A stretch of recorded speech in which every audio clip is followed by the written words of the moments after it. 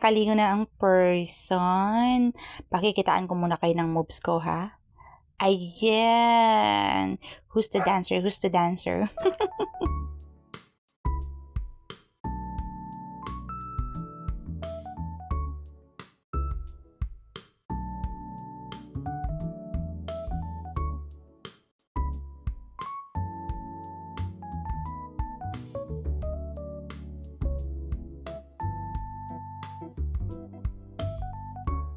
Bago ko pa makalimutan, kumain muna tayo ng breakfast.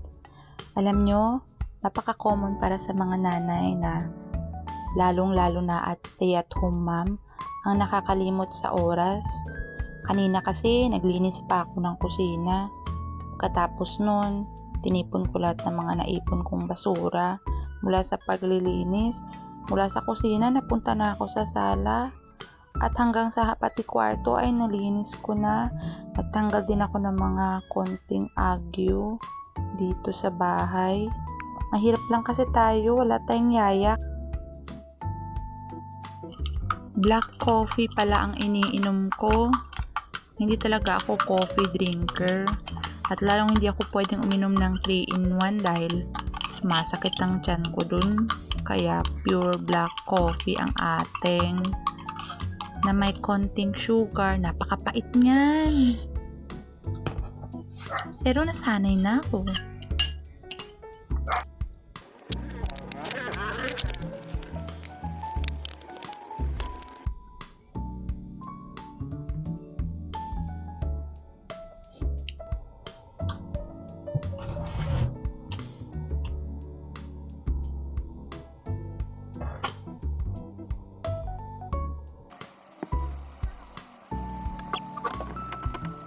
Eme ka?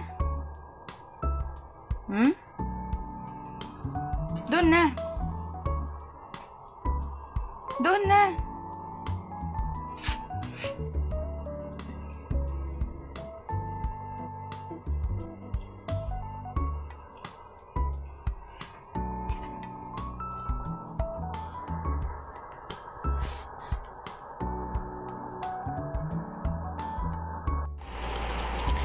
Hi Mima! Kung umabot ka sa part ng video na ito, thank you so much for watching. Anyway, it's already 10:52 a.m. So, hindi ako sure kung magtuturo pa ba ako this morning.